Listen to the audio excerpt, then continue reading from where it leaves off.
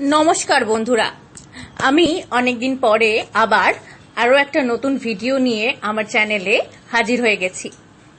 আজ আমি তোমাদেরকে খুব সহজ পদ্ধতিতে একেবারে তুড়ি মেরে কিভাবে ম্যাঙ্গো দিয়ে পুডিং বানাতে হয় সেটা দেখাবো। তার জন্য প্রথম কাজ হচ্ছে আমটাকে কেটে নেওয়া বা আমের পাল্পটাকে খোসা ছাড়িয়ে আমের পাল্পটা বার করে নেওয়া। এবার আমি আগেই খোসা ছাড়িয়ে ফেলেছি বলে আমার আমটা কাটতে বেশ কষ্ট হচ্ছিল। তোমরা যারা করবে তারা খোসা শুদ্ধ কেটে তারপর পাল্প আলাদা করো। তো অনেক কষ্টে সিদ্ধে আমার পাল্প আলাদা করা হয়েছে। এবার আমি সেটাকে মিক্সির বড় জারে দিলাম, তার সাথে দিলাম পরিমাণ মতন চিনি। চিনির সাথে আমের পাল্প ব্লেন্ড করা হয়ে গেলে আমি দিয়ে দিলাম বেশ খানিকটা পরিমাণ দুধটা আগে থেকে জাল করা রুম টেম্পারেচারে। এবার তার বাইরেও আরো খানিকটা দুধ একটা আলাদা বাটিতে নিয়ে তার সাথে আমি 2 চামচ কর্নফ্লাওয়ার মিশিয়ে নিলাম। বেশ ভালোভাবে একদম মিহি করে মেশাতে হবে যাতে কর্নফ্লাওয়ারের দানা না থাকে। তো এবার আঁচে কড়াই বসিয়ে দিয়েছি এবং দুধ আর আমের যে ব্লেন্ডিংটা ছিল সেই মিশ্রণটাকে আমি কড়াইয়ের মধ্যে দিয়ে দিলাম। এবার বেশ ভালোভাবে নাড়াচাড়া করতে হবে স্প্যাচুলা দিয়ে।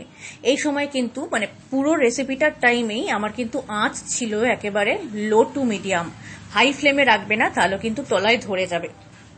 তো এবার খানিকটা নাড়াচাড়া করার পরে আমি কর্নফ্লাওয়ার মেশানো যে দুধটা ছিল সেটাকেও কড়াইয়ের মধ্যে দিয়ে দিলাম। তো এবার দেখতে পাচ্ছ অল্প অল্প ফুটও দিতে শুরু করেছে মিশ্রণটায়, এবং সেই মুহূর্তে কিন্তু এবারে স্প্যাচুলার সাহায্যে একদম কন্টিনিউয়াসলি নেড়ে যেতে হবে যতক্ষণ পর্যন্ত না একটা থকথকে থিকেন ব্যাপার আসছে। সেটা তোমরা আন্দাজ করে নেবে কতটা থিক রাখতে হবে, সেই অনুযায়ী স্প্যাচুলার সাহায্যে নাড়াচাড়া করে যেতে হবে। তো এবার বেশ খানিকক্ষণ নাড়াচাড়া করা যখন আমার হয়ে গেছে তখন আমি দিয়ে দিলাম অল্প একটু লেবুর রস। সেটা কিন্তু টেস্ট ব্যালেন্সের জন্য, পাতি লেবুর রস, খুব সামান্য পরিমাণ। তো সেটা দিয়েও আরো খানিকটা নাড়াচাড়া করার পরে আমি একটা টিফিন বাক্সের মধ্যে নিয়ে সেটাকে ভালোভাবে ঢেলে সেটাকে রুম টেম্পারেচারে ঠান্ডা করে নিয়েছিলাম এবং তারপর ঘন্টা 2-এর জন্য ফ্রিজে রেখেছিলাম। এবার আমি ডিমোল্ড করে চামচ দিয়ে কেটে কেটে তোমাদেরকে দেখাচ্ছি এটা ঠিক দেখতে কতটা সুন্দর হয়েছে। তো তোমাদেরও আশা করি রেসিপিটা ভালো লেগেছে। ভালো লেগে থাকলে লাইক, কমেন্ট, শেয়ার, সাবস্ক্রাইব করে দিও আর বাড়িতে ট্রাই করো। ভালো থেকো, সুস্থ থেকো।